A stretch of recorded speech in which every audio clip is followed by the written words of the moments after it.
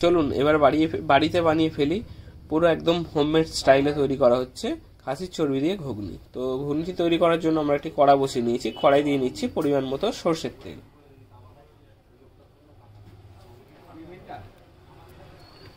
আচ্ছা, তেলটি আমাদের সম্পূর্ণ গরম হয়ে গেছে। আমরা দিয়ে দিচ্ছি ওপর থেকে একটা কুচে রাখা তেজপাতা। তেলের মধ্যে তেজপাতাটি ভালো করে পুড়িয়ে নেব। এবার আমরা দিয়ে নিচ্ছি ওপর থেকে গোটা জিরে। তো দেখলেন তেলের পরে আমরা ফোড়ন হিসেবে তেজপাতা ও গোটা জিরে দিয়ে নিলাম। সমস্ত উপকরণগুলি ভালো করে নেড়ে নেড়ে ভেজে নিচ্ছি। আচ্ছা, আমাদের সমস্ত উপকরণগুলি ভালোভাবে ভাজা হয়ে গেছে। এবার ওপর থেকে আমরা দিয়ে দিচ্ছি দুটো মিডিয়াম সাইজের কুচে রাখা পেঁয়াজ।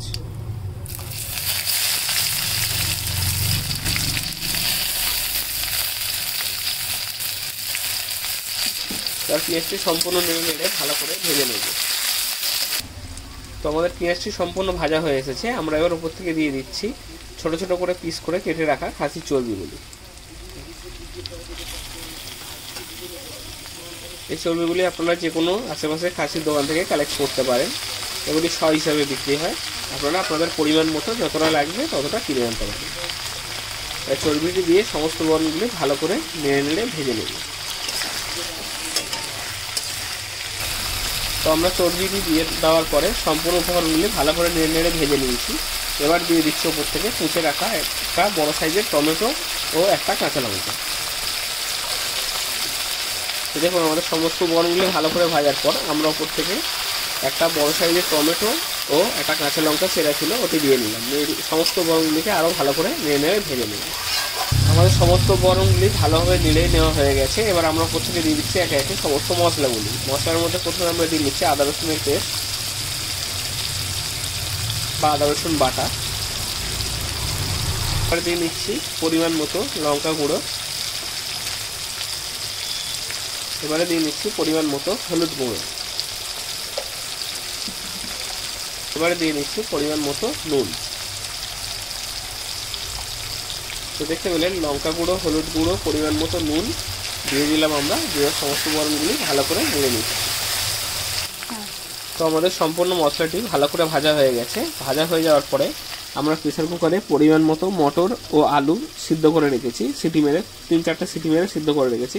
তো এই মটর ও আলুটি আমরা দিয়ে নিচ্ছি।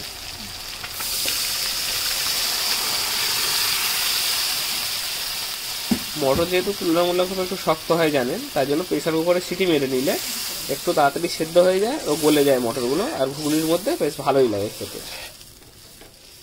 তো দেখুন আমাদের সমস্ত উপকরণগুলি ভালোভাবে কষে নেওয়ার পরে, মশলাগুলি কষে নেওয়ার পরে আমরা ওপর থেকে দিয়ে দিলাম সিদ্ধ করে রাখা মটর ও আলুটি।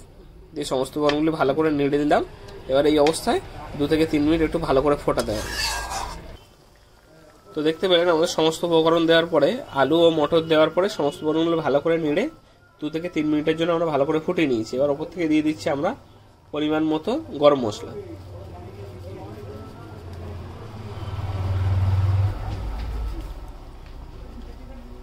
তো পরিমাণ মতো গরম মশলা দিয়ে নিলাম আমরা, নিয়ে ভালো করে নেড়ে মিশিয়ে নিচ্ছি তরকারির সাথে।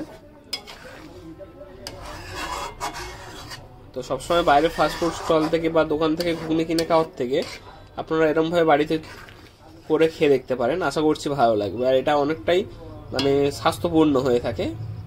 কেন দোকান থেকে কেনা ঘুগনির মধ্যে অনেক সময় ফুড কালার মেশানো হয়, কিন্তু বাড়িতে তৈরি করলে সেগুলো আর ব্যবহার করা হয় না, যার জন্য বাড়ির তৈরি রেসিপিটি অনেকটা হেলদি ও টেস্টি হয় খেতে। তো আমরা গরম মশলাটা দিয়ে সম্পূর্ণ ভালো করে নেড়ে নিয়েছি। এবার দিয়ে দিচ্ছি একদম সর্বশেষ আইটেম ধনেপাতা কুচি।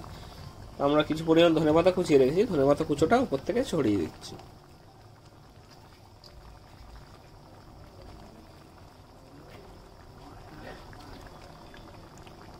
দেখতে পেলেন আমরা কিভাবে ঘুগনিটি তৈরি করলাম। করে অবশ্যই বাড়িতে খেয়ে দেখবেন। আশা করছি আপনাদের ভালোই লাগবে। আর আমাদের রেসিপিগুলি কেমন লাগছে অবশ্যই কমেন্ট করে জানাতে ভুলবেন না। আর আমাদের চ্যানেলে নতুন হলে অবশ্যই চ্যানেলকে সাবস্ক্রাইব করতে ভুলবেন না। নিত্য নতুন ভিডিওর আপডেট পেতে অবশ্যই বেল আইকনটিকে অন করে দেবেন। তো দেখা হচ্ছে আপনাদের সাথে আবার অন্য কোনো নতুন ভিডিওতে নতুন কিছু নিয়ে। ততক্ষণের জন্য ভালো থাকুন, সুস্থ থাকুন।